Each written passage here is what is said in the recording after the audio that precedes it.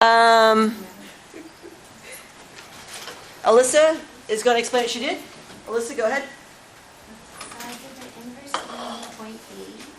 Why 0.8? It's the opposite of the 20%.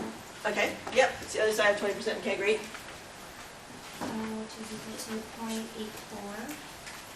And then x equals the mean plus 0.84 multiplied by 20, which is the standard deviation. Great. And then that's 200 plus 16.8 equals 216.8. Great. Terrific. Good. All right. We can skip that one. We don't need it. Now we're going to talk about the central limit theorem. Yeah. Can we base the, okay, because you know how we're getting the inverse. Norm. Yeah, Uh-huh. of 0.8. Do we base that off of the wording where it says find the new lowest possible score to qualify? No. How do we exactly How we know that is, what we know is that this is the upper 20%. So it means that we need to find we just need to find the area on the left, whatever the area is on the left. Okay. If we'd said lower 20%, then we know that 20% was on the left side. If we'd said lower 80%, if we said, so I think it said, what did it say? Top 20%. Yeah, top 20%. Oh, the lowest possible score to qualify. Right, so the lowest score does imply that what we've given you is the upper. Does that sort of make sense? I guess you could argue that. Yeah. But either way, we just want to know, we aren't worried necessarily about, our main concern is we want to know what this spot is, whatever it is. What spot is it such that 20% is bigger than it and the rest is less than it? Okay. And what is that part that's less than it? 80%. Okay. Yeah. So maybe I'll mark that in there. I'll put this in here. This guy is 0.84. There. Okay. Good. All right, so central limit theorem. Michael, go ahead and read. In addition to knowing how individual data values vary about the mean for a population, statisticians are interested in knowing how the means of samples of the same size taken from the same population vary about the population mean. Great.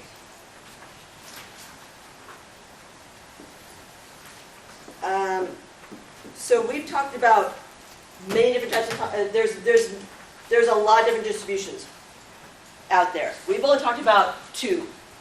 Some are discrete, some are continuous. The two we've talked about so far are binomial and normal. Is binomial, what's my x? What varies in binomial? The X, the The probability, x. So what's the x stand for? You may remember? the successful. The number of successes. So you guys remember that? X is how many successes out of n I have, right? Probably that I have exactly 2 successes, probably have 1 success, probably I have 0 successes. All right, so is x discrete or continuous? Discrete. Why is it discrete? What was that? Because you can count it. You count how many successes you have, right? So I can't have 1.273 successes. You know what I'm saying? I flip a coin. What's the probability I have 1.376 heads? You can't do that. You know what I'm saying? They're all whole numbers, in fact. Okay. Normal distributions, those are continuous. You can have any number along this curve. You can pick any spot you want, and you know, you can be anywhere, and then you find the area between 2 spots, ideally. So normal distributions are continuous. So these are the 2 that we know about. But there's a bunch of other ones. For example, there's one where binomial, I know when I'm going to stop. I know I'm going to flip 10 times the coin, right? But there's another one where I don't care how many times I flip the coin. I'm not fixing how many times I flip the coin. I'm fixing how many successes I have. So I'm going to keep flipping until I get 8 heads. And maybe I do it, maybe it only takes me, and my n is sort of my variable, right? How many times it takes me to get that many. So maybe I flip 8 times, maybe I flip 100 times before I get to 8 heads. But I'm going to flip until I get exactly 8 heads. Another one is, for example, how much time between events. So how much time between white cars driving by the freeway. Actually, in my stat class we talked about, apparently in Stanford there's this one curve that bicycles wipe out on all the time. So somebody measured the time between bicycles wiping out around that curve. So, you know, sometimes it'd be days, sometimes, usually it's some number of days, 2.7 days or, you know, 5.3 days or whatever. But so it's time between things happening. So like, for example, white cars going by the freeway. So a white car goes by and I count 1 alligator, 2 alligator, 3. And that only goes by 2.8 seconds, right? 1 alligator, 2 alligator, 3 alligator, and it only goes by 3.6 seconds, right? So time between something happening, events happening, some event happening. But the one we're going to talk about is waiting for a bus that comes every 20 minutes. So this is a magic bus. Every 20 minutes it comes right on the dot. You don't know when it starts in the morning, but once it comes, exactly 20 minutes later it comes again, exactly 20 minutes later it comes again. Perfectly magic. And that's what we call uniform distribution. Because it's, well, no. Waiting for that bus, your wait time for that bus is what we call uniform distribution.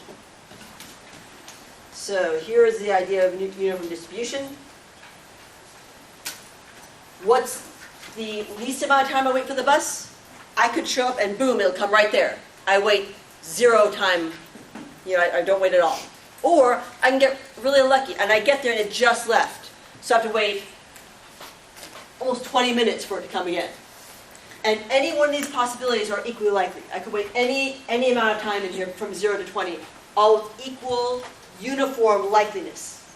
Everybody grasping this okay? So, what is my expected wait time? Take 15 seconds with your neighbors and try to figure out, on average, how long will I wait? Talk to your neighbors. Go ahead. Discuss this. It's going to take 20 minutes. Right?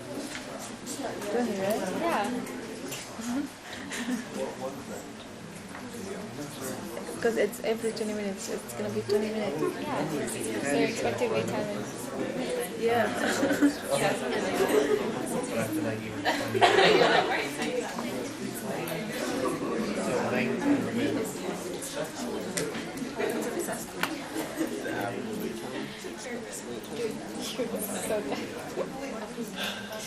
Okay, so as a reminder, what's the least amount of time I could wait?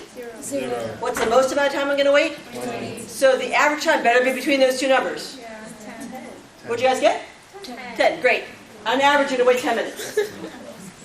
Right, because for every time that you end up getting really, really lucky and waiting hardly at all, there'll be some time you're really, really unlucky and you have to wait a really long time. Right, for every time that you maybe wait this much, you have to wait that much. So kind of, they all sort of like average out a little bit. Does that, you guys sort of see what I'm saying? Okay, good. This is what it looks like. It's a rectangle, because the probability you wait less than 0 minutes, impossible, right? And the probability you wait more than 20 minutes is also impossible, because it's a magic bus. So it's 0 here, and then 0 probability there, and then all of a sudden it's equally likely all the way through here, and then again, impossible over here as well. What's the probability that I wait between 0 and 1 minute, do you guys think? Anybody have an idea? Why don't you chat with your neighbors about that and see if we can figure that out. Right? What was that? 1 out of 20. Okay, so someone says 1 out of 20. Because there's 20 minutes, and you're gonna, what's probably your wait, between 0 and 1 minute, so 1 minute out of 20. That seems to make sense. Everybody, that sort of follows. So here's the deal.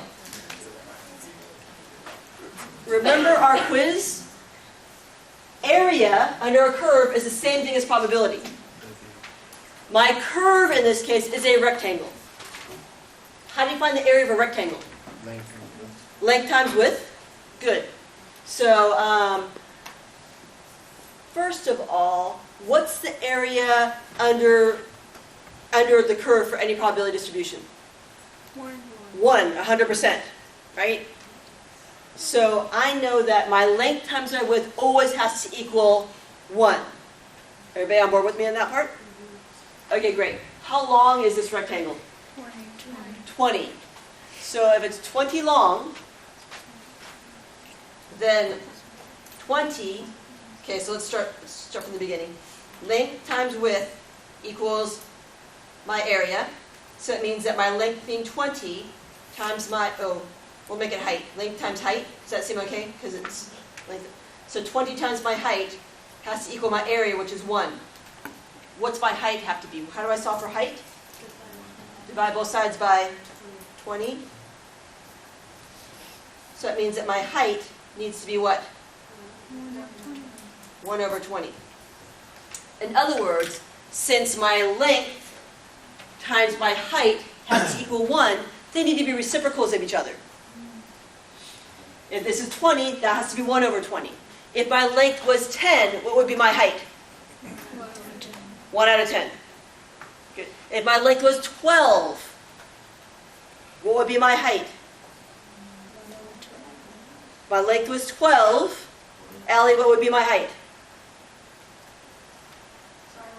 If my length was 12, what would be my height?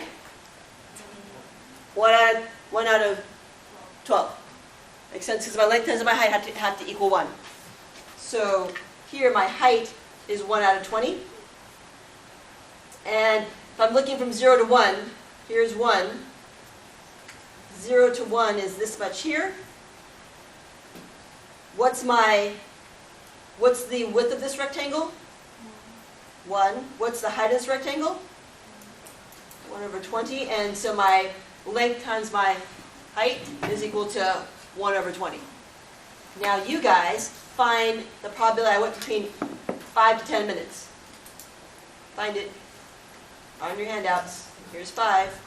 Here's 10.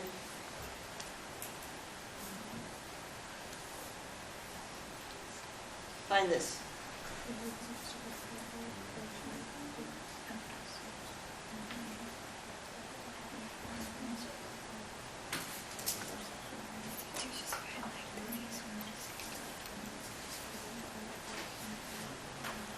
What's my length, guys? Figure out how far is it from 5 to 10. What's my height? 1 over 5. And find the area of that rectangle. Remember, area is our probability. Are you guys done?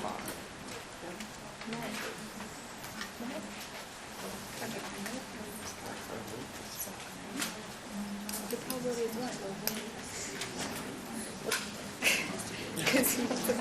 1 over 5.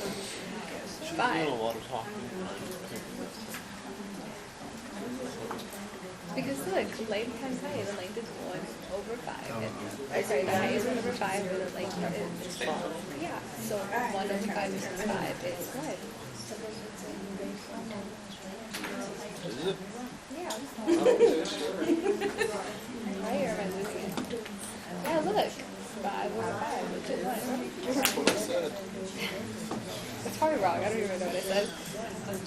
That's what I'm understanding. I wasn't. All right, guys, what's my width? 5. What's my height? 1 over 5. No, is this, so this is 1? This is 100%? No, it's not. 25%. What's the height of this? 1 out of 20. 1 out of 20. Still?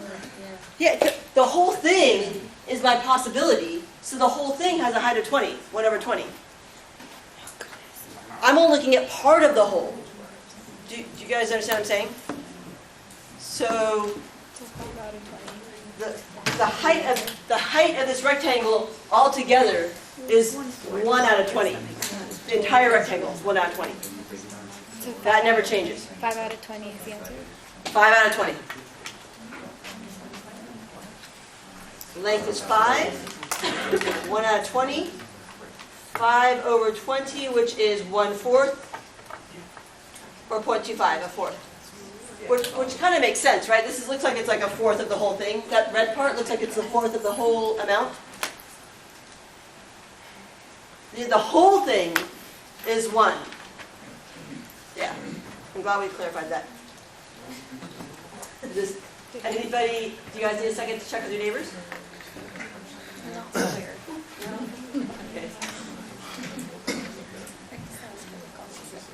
All right. Here it is prettier.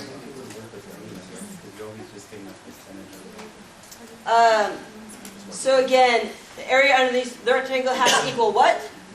1. How do you find the height? Reciprocal. Yep, the reciprocal. Reciprocal of the length. The length does not have to start at 0. It happens to start at 0 this time, but however far it is from here to there, regardless of where it starts. So you guys do the lab problem below. Do this one.